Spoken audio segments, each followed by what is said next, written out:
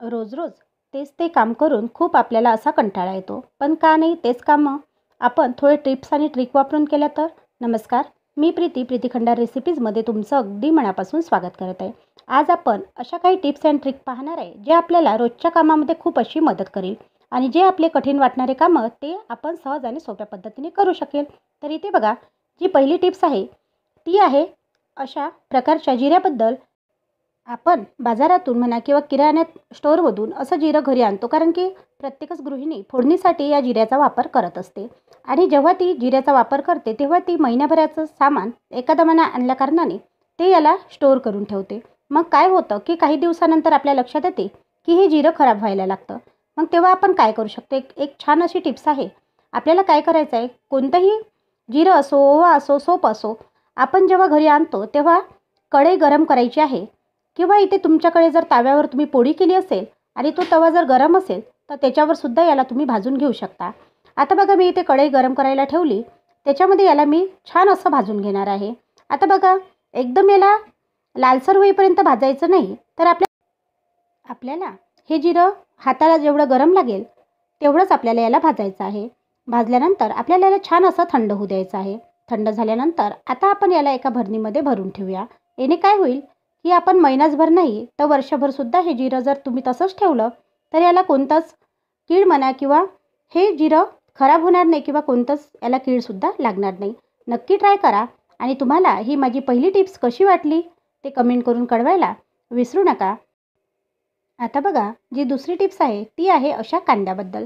आता आपल्याकडे जेव्हा आपण किचनमध्ये स्वयंपाक करत असतो तेव्हा काय होतं की आपल्या किचनच्या वट्यावर किंवा आपल्या घरातही पाली अशा भरपूर येतात आणि त्याला कितीही आपण पळवण्याचा प्रयत्न केला तर त्या पाली काही पळून जात नाही किंवा आपल्या घरातून त्याचा नायनाट होत नाही. तेव्हा आपण इथे बघा छान अशी टिप्स पाहणार आहे. आपल्याला काय करायचं आहे, आपण भाजीसाठी चिरलेला कांदा त्याच्यातलाच अर्धा कांदा इथे घ्यायचा आहे आणि त्याचे असे साल काढून घ्यायचे आहे. साल काढल्यानंतर आपल्याला इथे लागणार आहे एक सुई आणि धागा.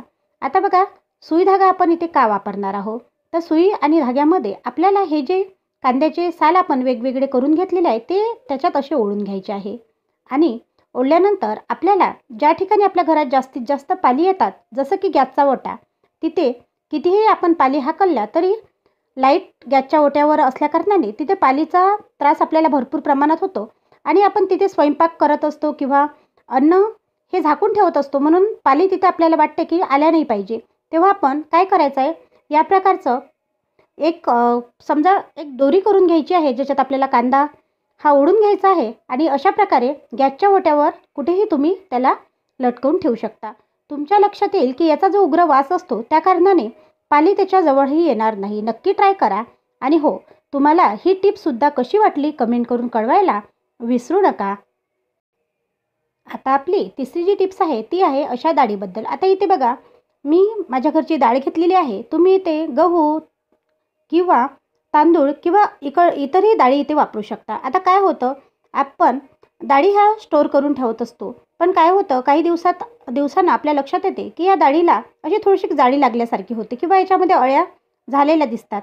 तेव्हा आपण काय करू शकतो, तर इथे काय करायचं आहे, आपल्याला थोडी इथे हळद घ्यायची आहे आणि थोडं इथे मीठ घ्यायचं आहे. आता डाळ थोडीशी आहे त्याच्या कारणानं मी ते थोडं थोडं वापरलेलं आहे. तुम्ही तुमच्याकडे डाळ जेवढी आहे त्या हिशोबाने इथे वापरू शकता. आता हे डाळीमध्ये हळद आणि मीठ आपल्याला असं मिक्स करून घ्यायचं आहे. याने काय होईल की आपल्या डाळीला कोणत्याच प्रकारची जाळी किंवा अळी लागणार नाही. हे नक्की तुम्ही ट्राय करा आणि तुमच्या लक्षात येईल की हा उपाय केल्याने आपल्या घरातल्या डाळी त्या कोणत्याही असो त्या खराब होणार नाही किंवा तांदूळ गहू तेही खराब होणार नाही. नक्की ट्राय करा आणि ही सुद्धा टिप्स तुम्हाला कशी वाटली कमेंट करून कळवायला विसरू नका. चौथी जी टिप्स आहे ती आहे साईपासून लोणी काढण्याबद्दल. आता घरामध्ये आपण काही दिवस साय जमा करतो आणि त्या साईचं जेव्हा आपण लोणी काढतो किंवा तूप काढतो तेव्हा आपण मिक्सरच्या पॉटमध्ये त्याला काढत असतो. पण मी तुम्हाला अशी टिप्स सांगणार आहे की त्याने फक्त 2 ते 3 मिनिटात तुम्ही या साईपासून लोणी काढणार आहे.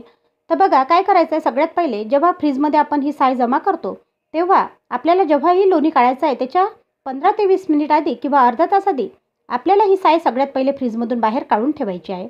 ठेवल्यानंतर आता याला एका पातेल्यात घ्यायचं. इथे बघा, मी जो कोपर असते त्या कोपरमध्ये हिला घेतलेला आहे आणि थोडी याच्यामध्ये आपल्याला घालायची आहे साखर. आणि आपले जे हाताचे बोटं असतात ते एका डायरेक्शनमध्ये आपल्याला असं फिरवायचं आहे. तुमच्या लक्षात येईल की 2 ते 3 मिनिट आपण याला असं फिरवल्यानंतर आपलं जे लोणी आहे ते निघायला सुरुवात होते.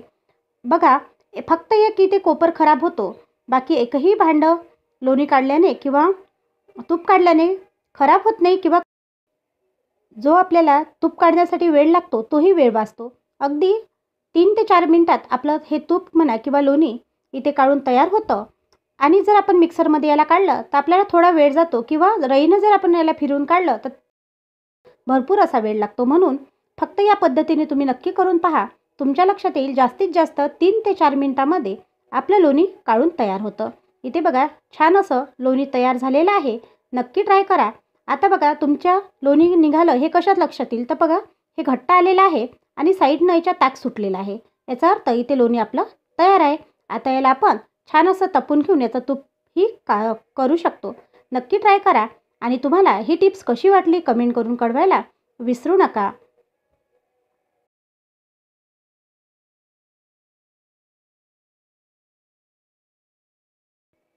आता इथे बघा, जी 5वी टिप्स आहे ती आहे दुधाबद्दल.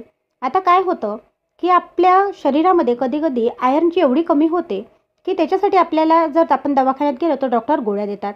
पण हे आयर्नची जी कमतरता आहे ते आपण घरच्या घरी नक्कीच दूर करू शकतो. ती कशी? तर आपल्याला काय करायचं आहे, आपल्या घरी असलेला जो तवा आहे तो असा स्वच्छ करून घ्यायचा आहे. आता इथे बघा, आपल्याला आपल्या घरात असलेला लोखंडी तवाच इथे वापरायचा आहे. कारण लोखंडी तव्यामध्ये भरपूर प्रमाणात असं आयर्न असतं. लोखंडी तवा स्वच्छ असा घासून घेतल्यानंतर आता आपल्याला याच्यामध्ये घालायचं आहे दूध आणि दूध घातल्यानंतर आता आपल्याला याला छान अशी उकळी येऊ द्यायची आहे. उकळी आल्यानंतर हे दूध आपल्याला एका भांड्यात काढून घ्यायचं आहे. भांड्यात काढून घेतल्यानंतर तुम्ही नंतर याच्यामध्ये साखर, तुम्हाला जर हळद घालून दूध आवडत असेल तर हळद किंवा कशाही प्रकारे जर दूध तुम्हाला प्यायला आवडत असेल त्या प्रकारचं दूध तुम्ही घेऊ शकता. याच्यावर दूध तापवल्या कारणाने काय होईल की या तव्यामध्ये किंवा या लोखंडामध्ये असलेला आयर हे या दुधात येईल व आपण रोज हे दूध पिल्याने आपल्या शरीरात असलेली आयर्नची कमतरता हे दूर होईल. नक्की ट्राय करा. आणि बघा, ही जी तुम्ही किंवा या प्रकारचं जर तुम्ही दूध पिले तर तुमच्या लक्षात येईल की खरोखरच आपल्यामध्ये असलेली आयर्नची कमतरता हे नक्कीच दूर होते. नक्की ट्राय करा. आणि हो, तुम्हाला ही सुद्धा टिप्स कशी वाटली कमेंट करून कळवायला विसरू नका. आता इथे बघा, हे दूध छान असं तापलेलं आहे आणि दूध तापल्यानंतर मी याला एका भांड्यामध्ये काढून घेतलेला आहे. आता हा कप आहे, या कपामध्ये काढलेला आहे. आता माझ्या मुलींना साखर टाकून, हळद टाकून दूध आवडतं म्हणून मी त्यांना तशा प्रकारे दूध देणार आहे. तुमच्याकडे कशा प्रकारे दूध घेते ते सुद्धा मला कमेंट करून कळवायला विसरू नका. आणि ही आहे तव्यावर दुधाची कमाल. नक्की ट्राय करा. व्हिडिओ आवडल्यास चॅनलला लाईक, शेअर आणि सबस्क्राईब करायला विसरू नका. कारण मी तुमच्यासाठी असेच नवनवीन व्हिडिओ घेऊन येत असते. धन्यवाद.